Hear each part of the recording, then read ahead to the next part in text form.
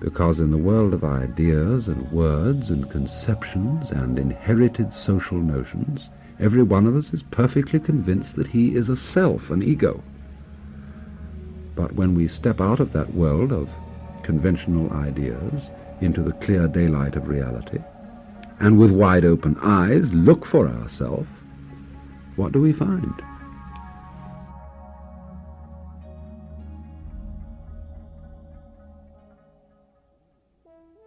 When I originally planned this series of talks, I had not intended to include what to me is one of the most remarkable books in the world.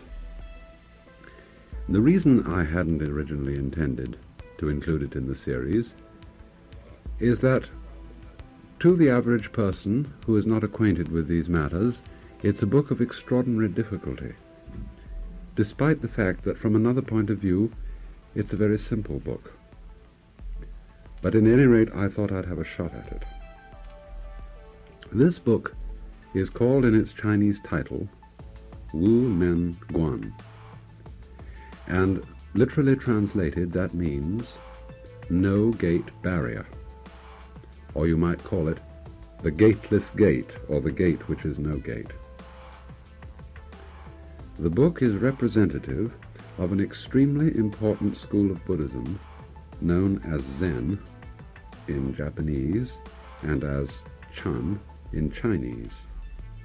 And this particular school of Buddhism has been one of the most potent influences in the history of Far Eastern culture, in the shaping of its arts, and such a wide range of arts, going from painting and calligraphy at one extreme to the art of jujutsu at the other, and including in between landscape architecture, ordinary house architecture, ceramics, archery, fencing, all kinds of things, as well as daily life itself.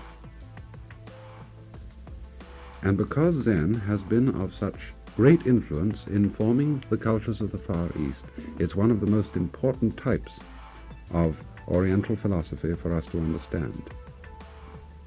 But when one comes to the literature of Zen, the beginner is faced with a very strange problem. And the problem is that the great majority of this literature consists of anecdotes, stories which are technically called mondo, or question and answer. And these stories are somewhat like jokes, because a joke strikes you as funny only if you get the punchline, see the point, and laugh at once.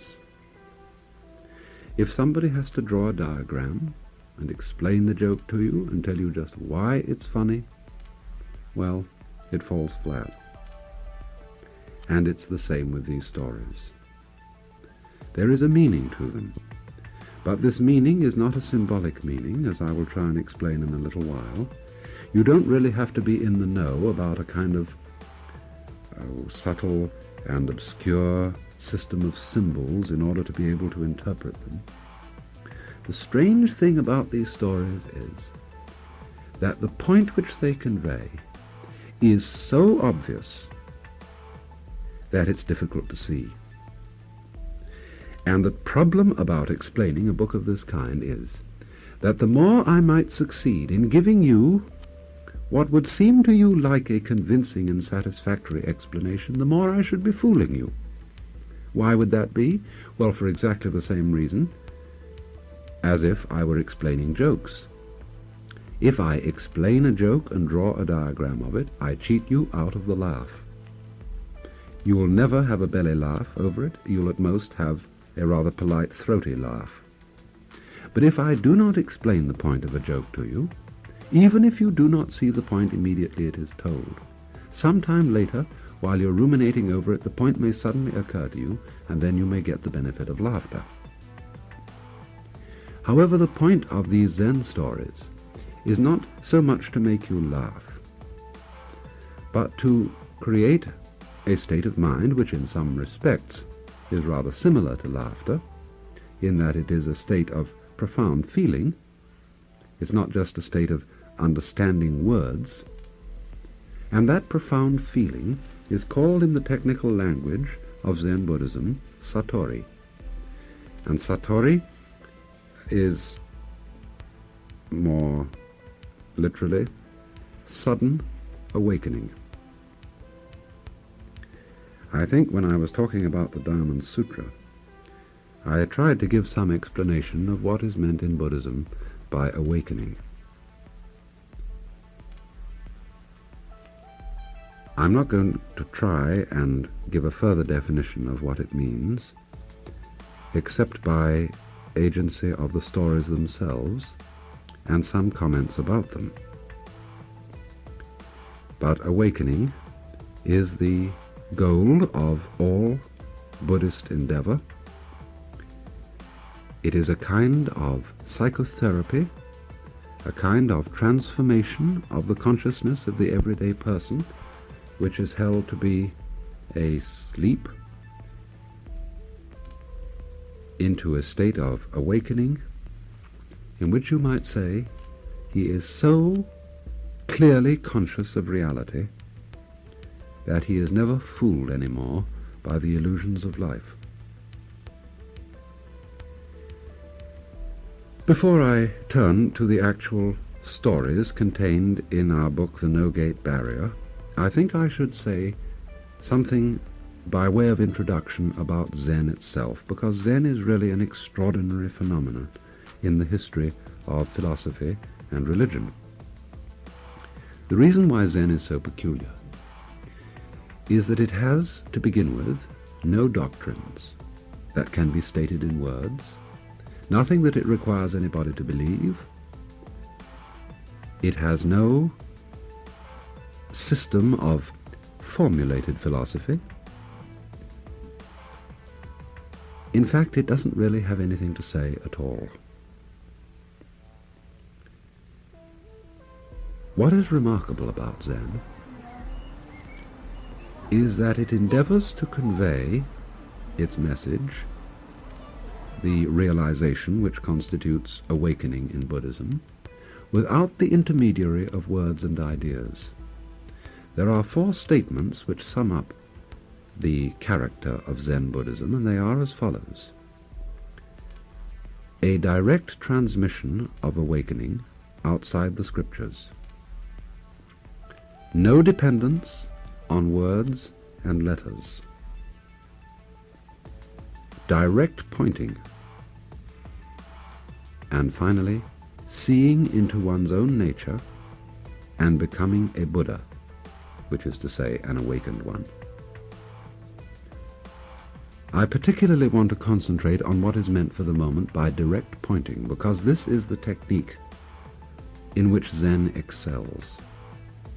Zen feels that all that human beings are seeking, all that they really fundamentally desire, whether it be complete contentment of the heart, or understanding why this universe exists and what our place in it is, all this understanding is not something obscure and far off, but something completely obvious and lying open for us, to anybody who cares to look at it in this immediate moment which we are living now. It is as if to say, the whole secret of life, everything that you could possibly desire, is yours at this moment. And if you cannot lay hold on it now, you'll never be able to. The difficulty is that it's very hard to convince people of this by talking about it, because all talk, all systems of ideas, are in relation to reality itself somewhat like a menu in relation to a dinner. And those who try to get comfort, to get wisdom out of books, or by believing in various systems of ideas and philosophies, such people are really devouring the menu instead of eating the dinner. Now, how then is one to divert people's attention from the menu to the dinner itself?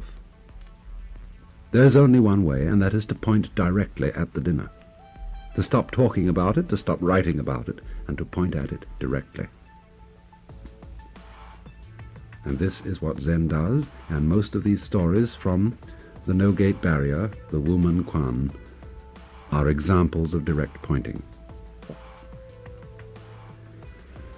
According to legend, the Zen school of Buddhism was introduced into China in about the year 527 AD by a sage from India whose name was Bodhidharma. And Bodhidharma is always represented in the art of the Far East as a fierce gentleman with a bushy beard and staring bright eyes. In Japan at the present time, children's toys are made to represent Bodhidharma. They're little fellows rather like the American shmoo, same sort of shape, and they're weighted inside. You know, they're legless figures, and they're weighted inside so that you can't knock them over. They'll always come upright again. And always there is the fierce stare in the eyes and the bushy beard on the chin. And of course there is some reference to Bodhidharma's secret, to the teaching which he brought, to the message of Zen in the fact that you can't knock this little fellow over. You can push him this way, you can push him that, but he always bobs up again. The first story I'm going to read from the Wumen Quan, which incidentally was compiled by a teacher of the Zen school who lived in China between 1183 and 1260. The first story I'm going to read you is the story of the encounter between Bodhidharma and his first disciple, whose name was Eka. Bodhidharma was sitting facing the wall. His future successor, Eka, stands in the snow and presents his severed arm to Bodhidharma. I should explain in parenthesis that Bodhidharma had very much discouraged Eka from becoming his disciple. And this is always the way with Oriental, philosophical and spiritual teachers. They don't look for disciples. And the reason why Bodhidharma wasn't looking for disciples was his own fundamental feeling that he had nothing to teach. The truth of Buddhism was so completely obvious that anyone could see it if he looked, and to talk about it and try and teach it was, as they say in Zen, only to put legs on a snake. You know, a snake walks very well without legs, and if you stuck some on it would only embarrass him. And so he had said repeatedly to Eka, "I have nothing to teach, go away."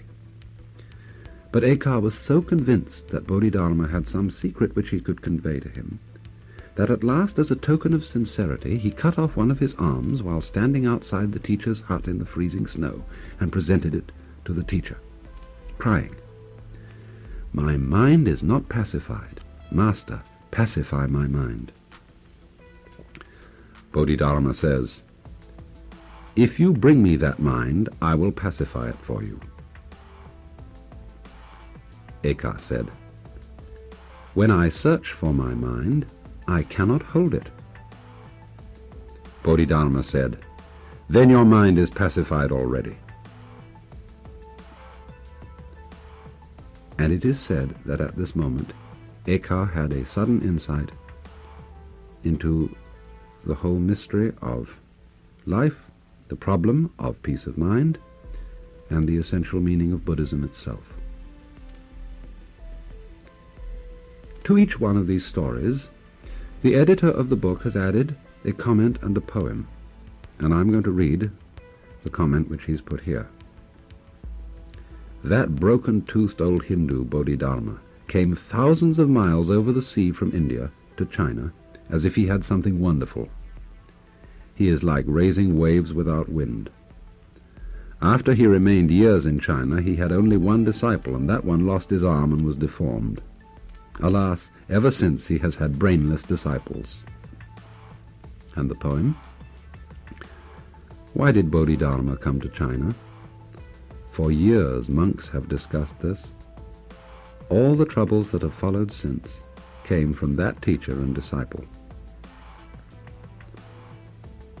It's a characteristic convention of Zen literature that the masters of this school poke fun at one another,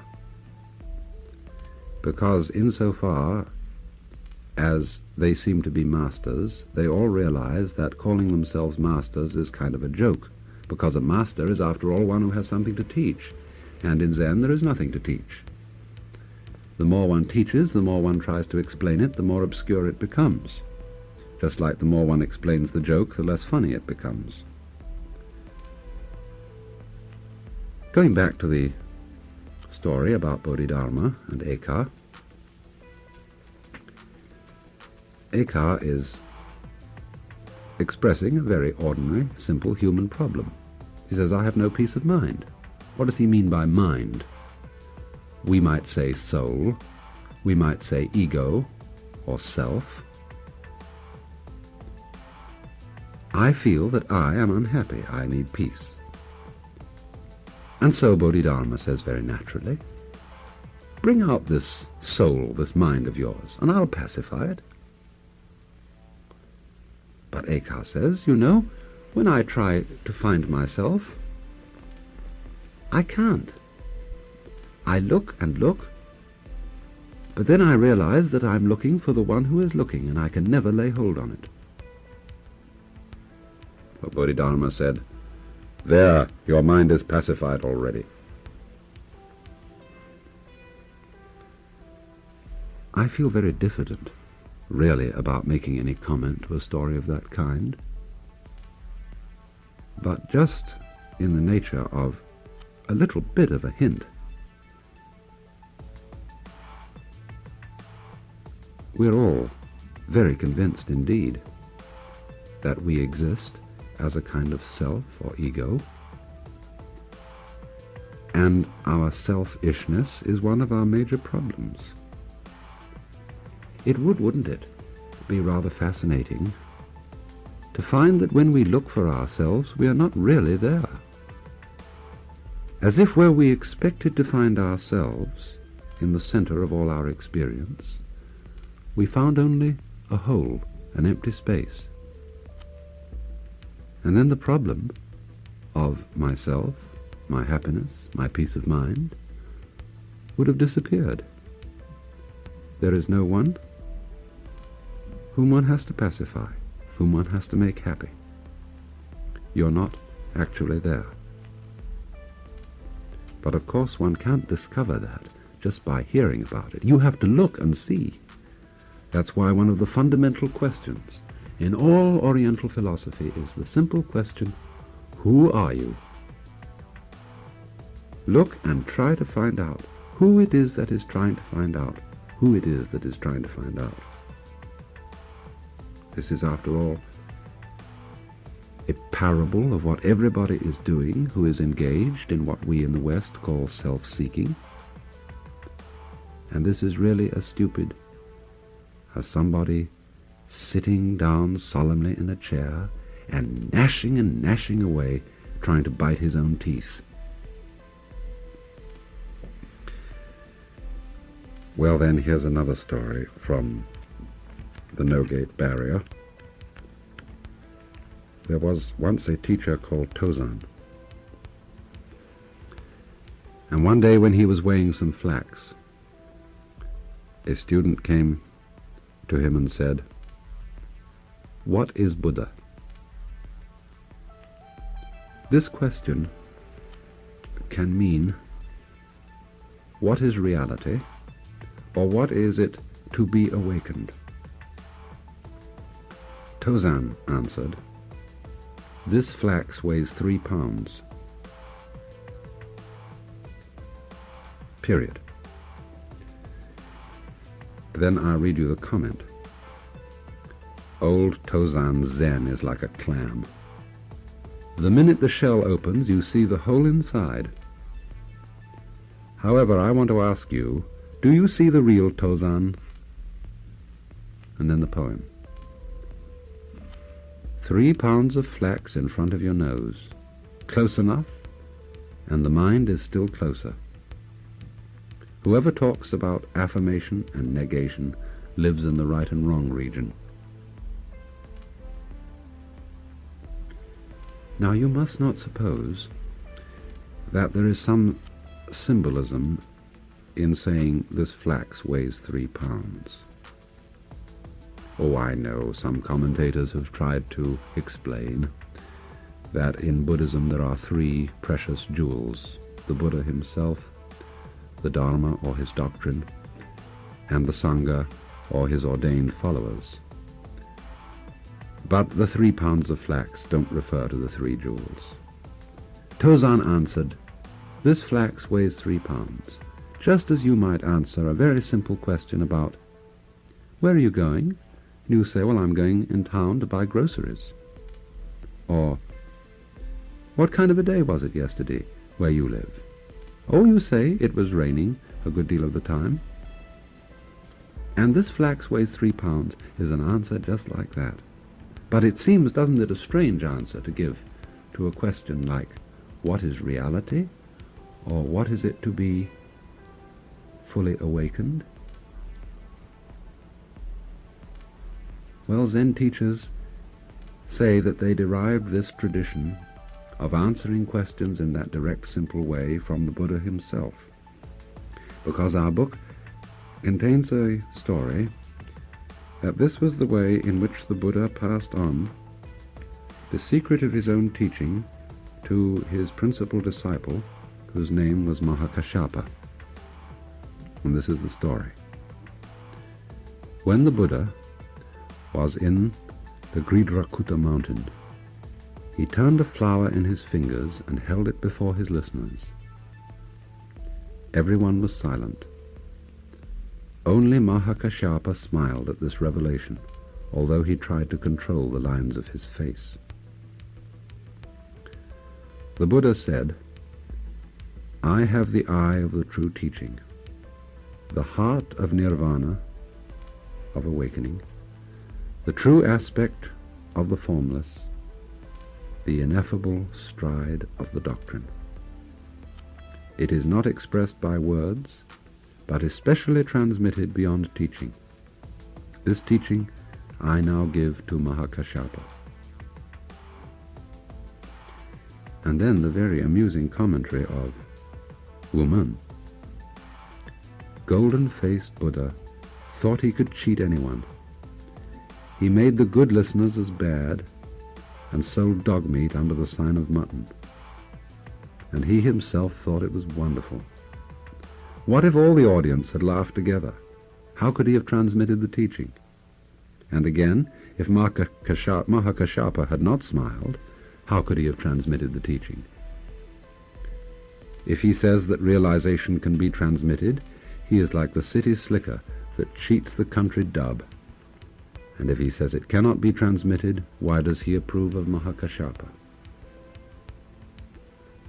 And then the poem. At the turning of a flower, his disguise was exposed. No one in heaven and earth can surpass Mahakashapa's wrinkled face. There were all those disciples gathered around the Buddha, expecting from him the usual daily words of wisdom. And instead of that, he said nothing.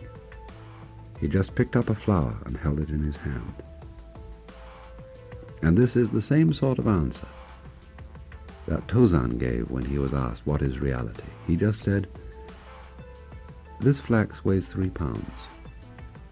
An ordinary statement, just as holding up the flower, is an ordinary action." When Zen teachers began to answer questions about reality in this way, they had their imitators, those who thought that they had got hold of something that was, a sort of new, cultish fad in the way of religion, and they went around imitating these kind of antics in order to seem wise and to collect followers. But this is what happened to a person who tried that sort of thing. It's the story called Gute's finger. Gute raised his finger whenever he was asked a question about Zen. A boy attendant began to imitate him in this way. When anyone asked the boy what his master had preached about, the boy would raise his finger. Gute heard about the boy's mischief. He seized him and asked him the question, "What is the fundamental principle of Buddhism?" The boy raised his finger, and at once Gute cut it off. The boy cried out and ran away. But Gute called out and stopped him. When the boy turned his head to Gute, Gute raised up his own finger. In that instant, the boy was enlightened. When Gute was about to pass from this world, he gathered his monks around him. "I attained my finger Zen," he said, "from my teacher, Tenryu, and in my whole life I could not exhaust it." Then he passed away.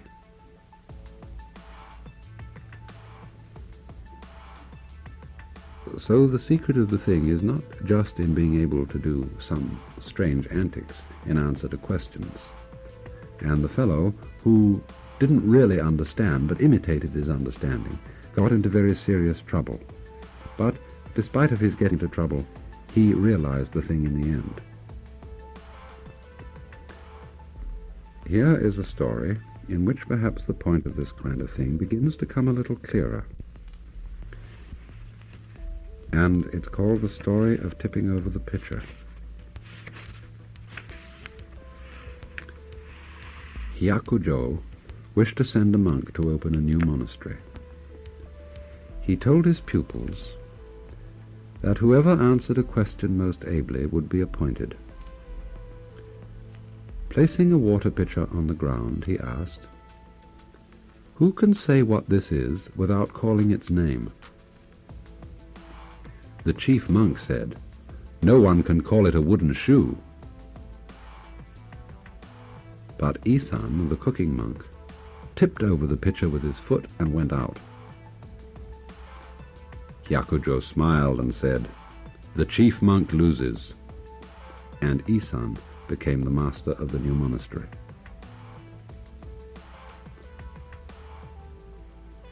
Woman comments, Isan was brave enough, but he could not escape Hyakujo's trick.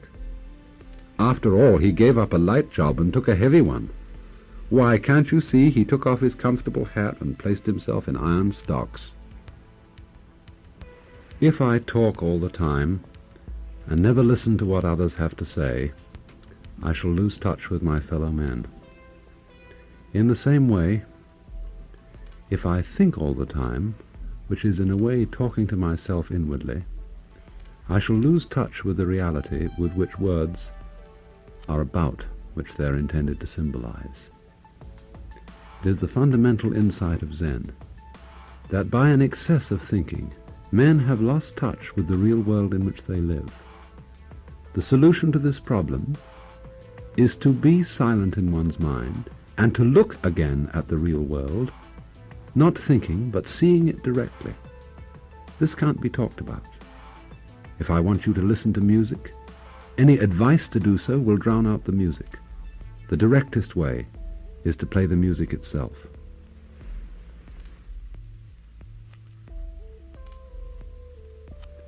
In other words,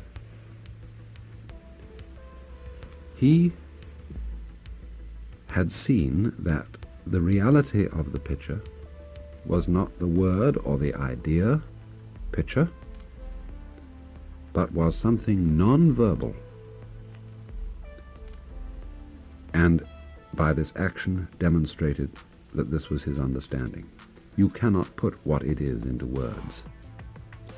And this indeed is a central point of Zen and of Buddhist understanding in general, that reality is beyond words, and that one must not confuse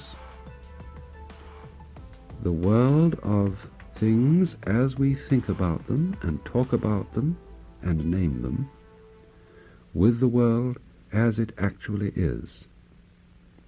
The first story I read was a case in point, because in the world of ideas and words and conceptions and inherited social notions, every one of us is perfectly convinced that he is a self, an ego. But when we step out of that world of conventional ideas into the clear daylight of reality, and with wide open eyes look for ourselves, what do we find?